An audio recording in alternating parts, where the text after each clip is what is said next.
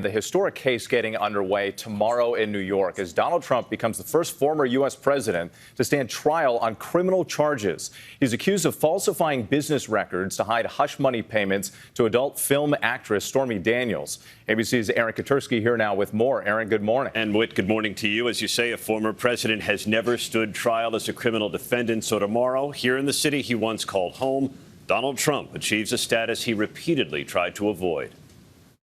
On the eve of his criminal trial, former President Trump is brimming with confidence. All I can do is tell the truth.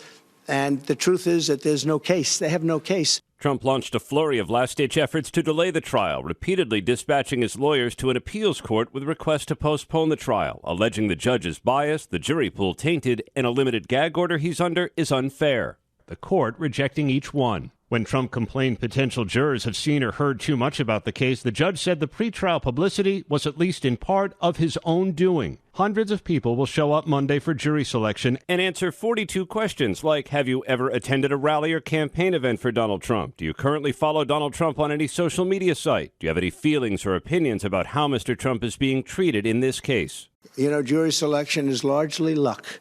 It depends who you get. Prosecutors will try to convince the jury Trump wanted to influence the 2016 election when he directed his former fixer Michael Cohen to pay off porn actress Stormy Daniels to keep quiet about a long-denied affair, and then falsely logged his monthly reimbursement checks to Cohen. The defendant claimed that he was paying Michael Cohen for legal services performed in 2017.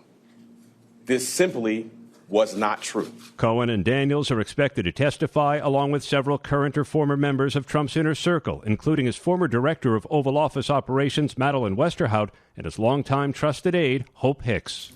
This unheard-of moment in American political history is going to unfold under tight security.